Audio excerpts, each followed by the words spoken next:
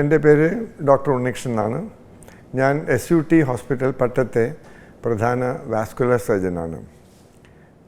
Vascular surgery എന്ന് പറഞ്ഞ ഒരു ശാഖ കാർഡിയോ വാസ്കുലർ ആൻഡ് തൊറാസിക് സർജറിയുടെ ഒരു സബ് സ്പെഷ്യാലിറ്റിയാണ്.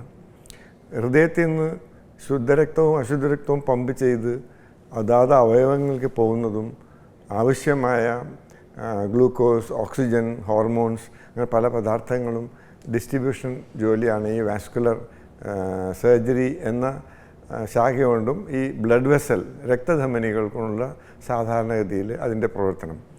ശുദ്ധരക്തക്കുഴലുകളുടെയും അശുദ്ധരക്തക്കുഴലുകളുടെയും അസുഖങ്ങൾ വളരെ വ്യത്യസ്തമാണ്, വളരെ വേറെ തന്നെയാണ്. ശുദ്ധരക്തക്കുഴലിൽ കൂടുതൽ അസുഖം വരുന്നത് കൊളസ്ട്രോൾ അല്ലെങ്കിൽ കൊഴുപ്പിൻ്റെ അംശം ശുദ്ധരക്തക്കുഴലിൻ്റെ തുടക്കത്തിലോ അതിൻ്റെ ഒറിജിനലോ മഹാധമനി എന്നുള്ള ഒറിജിനലോ അല്ലെങ്കിൽ അതിൻ്റെ ഉത്ഭവം കഴിഞ്ഞ് കുറച്ച് ദൂരം ഈ കൊളസ്ട്രോൾ എല്ലാം വന്ന് അമിഞ്ഞുകൂടി ഈ അതാത് അവയവങ്ങളിലേക്കുള്ള ശുദ്ധരക്തക്കുഴലിൻ്റെ അളവ് കുറയുകയും അതാത് ഇപ്പോൾ ഹൃദയത്തിൻ്റെ ആയാലും കാലിലേക്കുള്ളതായാലും തലച്ചോറിലേക്കുള്ളതായാലും ആ രക്തോട്ടം കുറയുകയും അതാത് അവയവങ്ങൾക്ക് പ്രവർത്തനത്തിന് പ്രശ്നമുണ്ടാവുകയും ചെയ്യും. ഞാനിന്ന് കൂടുതലായിട്ട് പറയാൻ പോകുന്നത് എന്തുകൊണ്ടാണ് ഈ ജീവിതശൈലി രോഗങ്ങൾ അല്ലെങ്കിൽ രക്തധമനി രോഗങ്ങൾ നമുക്ക് വരുന്നത്.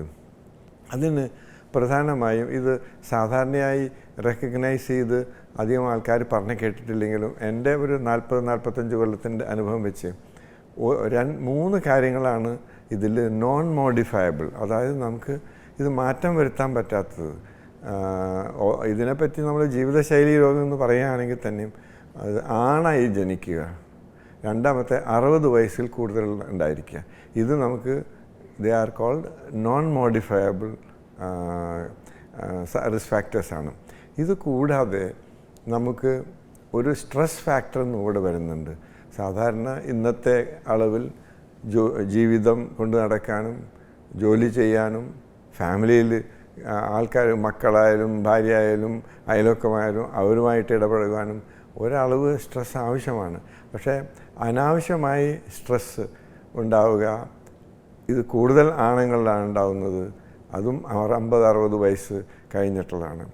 ഞാൻ പറയാറുണ്ട് ഈ സ്ട്രെസ്സ് കൊണ്ട് നടക്കുകയെന്ന് വെച്ചാൽ നമ്മൾ 2-3 കാര്യം നമുക്ക് ചെയ്തു തീർക്കാൻ പറ്റും.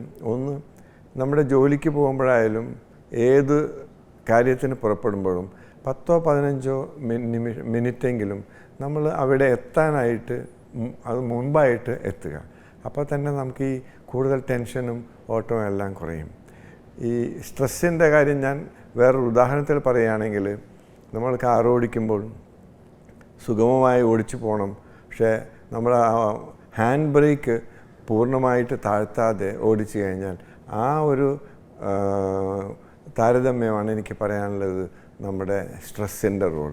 അപ്പോൾ സ്ട്രെസ്സ് കുറയ്ക്കുക, ആഹാരക്രമത്തിൽ ഒരു ഡിസിപ്ലിൻ ഉണ്ടായിരിക്കുക, ചെറിയ തോതിലും 5-10 നിമിഷം നമ്മൾ വ്യായാമം ചെയ്യുക, അമിതമായ ഭക്ഷണം പിന്നെ പുകവലി, മദ്യപാനം ഇവയെല്ലാം ഒഴിവാക്കുക.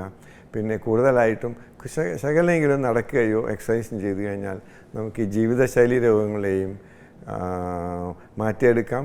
അവ വന്നാൽ തന്നെ അതിൻ്റെ കാഠിന്യം കുറയ്ക്കുവാനും സുഗമമായി ജീവിക്കുവാനും പറ്റുമെന്നാണ് എനിക്ക് പറയാനുള്ളത്. Thank you.